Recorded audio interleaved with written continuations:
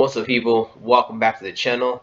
We still got the giveaway going on. We're still on the road to 100 subscribers. If you're interested in trying to win a Ash Blossom and Joyous Spring from the new tins, once we get to 100, I'll be doing a giveaway. So just don't forget to subscribe.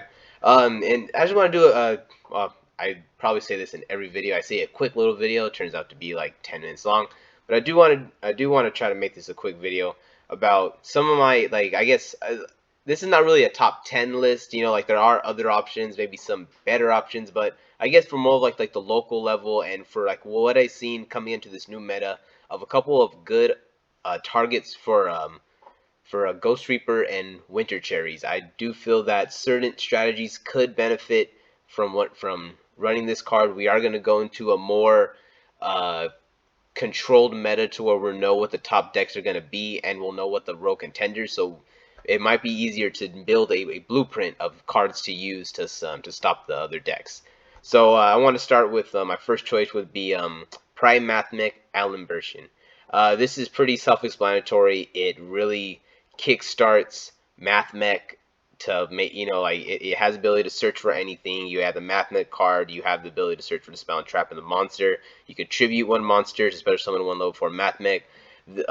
It is like circular that really makes the deck like very good, and and also the new one that came out in part of the elements. But this right here really kind of like from the extra deck anyway, that helps a lot facilitate a lot of the really like crazy combos. So this would be a good target for Cherries if you see a lot of Mathmech at your local, or if you're afraid of running into the Mathmech at any kind of high tier event. My next card is pretty self-explanatory. This one is Gigantic Sprite. Without this card, Sprite has a very hard time. They have Elf, they have other cards going too. There's still Zeus, but without Gigantic Sprite, you have just a way easier time. And if you have the ability to play around like those other cards, Gigantic Sprite just completely kills everything they're trying to do. It stops you from being locked out. So turns. So if you want to run this in Nibiru, if you still run Nibiru, then yeah, like this card getting rid of Sprite, you're pretty much over to Nibiru them, and they lose to that automatically.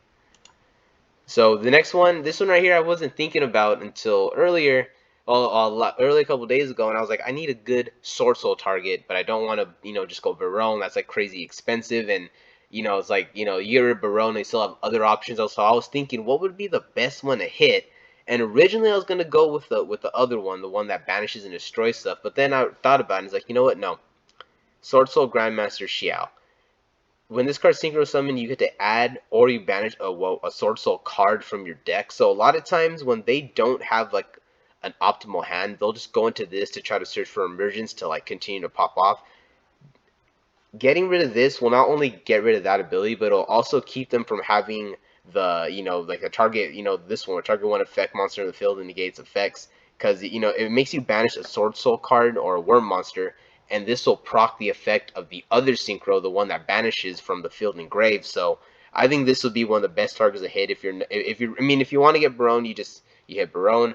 But if you want to just go for the deck in general, and and if you have a way to out Barone on your own, I wasn't trying to rhyme, but Barone on your own. Yeah, but if you got the Barone, then I would say this would be a good target for Cherries. So my next option for Sprite would be Sprite Elf. If you just want to choose one option for Sprite, it would have to be this one, because this is running also tier elements and other strategies that like to either incorporate Sprite or use a level link 2s or whatever.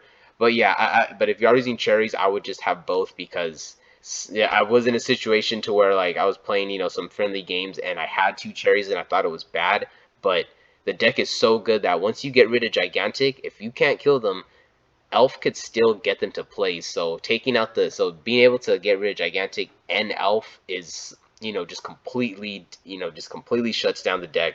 It also helps to where if they're not playing if they're not playing a Sprite and they're just playing Elf to add to their board, maybe they have some like level rank 2s and they want to make Elf to kind of just get the extension and to protect, you could just basically just take it out. So it hits more than just Sprite.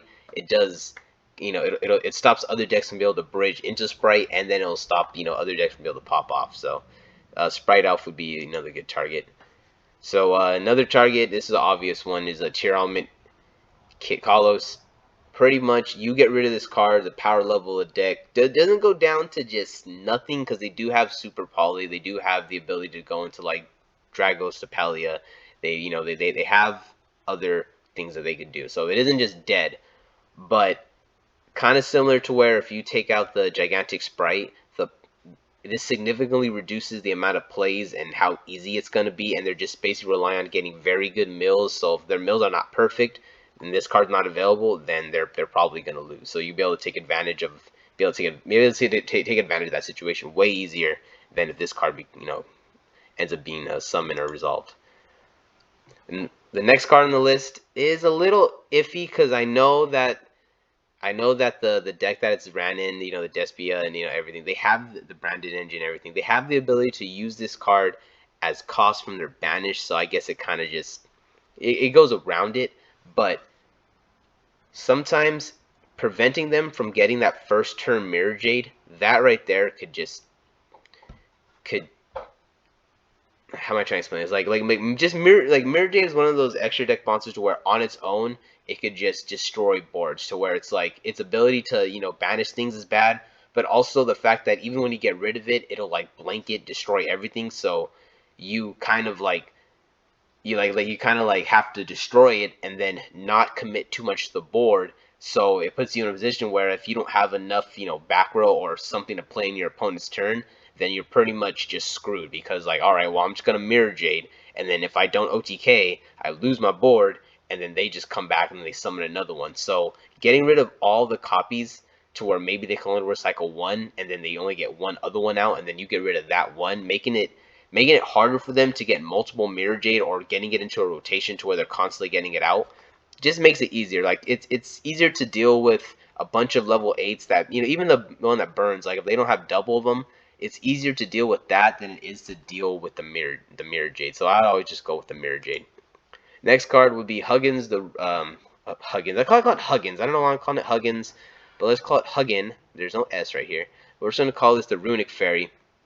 This one, I don't have too much to explain about this to really talk about this one. It's just if you're playing Runic Sprite, I guess, or you have the Runic engine, and maybe like if they need to get this too, you could you just chain it to pop it off. But it most of the time the Runic players are not really using these to special summon the two. I mean they play the Sprite, yeah, but they're mostly trying for the other effects. But this is a possibility. Sometimes like maybe there might be a situation where they really need it. You never know. Garura Rings of the Garura Wings of Resonant Life. This card was giving me a lot of trouble this weekend, but yeah, if you know you're playing Super Poly and if you have it in your hand, just drop it so that way it pretty much takes out the fear of getting Super Polyed. So if you play a deck that's weak to Garura or any of the Super Poly targets really, you could play Cherries and just take that entire problem, just get it out your face. Destiny Hero Destroyer Phoenix, very self-explanatory.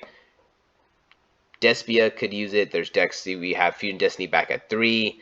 I could have put. I'll probably do maybe another list of another couple of cards you could use because there is a lot. But this will just be like the first one. Maybe I'll do a part 2 to this. But this one is, like I said, easy. You go against heroes. You have the hero guy at your locals. Drop this, and you should be good. And for the last card on this list is Guardian Chimera. Branded is just going hard. And if you feel like you don't care about Mirror Jade and you just care about this, then of course this would be the next one you want to hit. This guy right here is just like it just not. I mean, I'm not talking about the price, but it's just very very good, especially if especially if you hit it like with the Super Poly.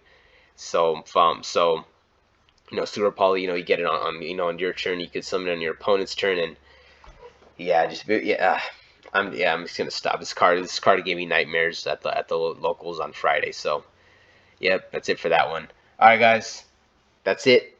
That's it for this list. I'm probably gonna do a part 2 for like other cards that are maybe not as not as popular, but are still other options that you can use. Like I know I didn't add IP Masquerena or any of the cards you summoned from her, so maybe I will do a part 2. But for now, that's gonna be it. Don't forget to like and subscribe. We got the giveaway going, Road to 100. That's it. Peace out.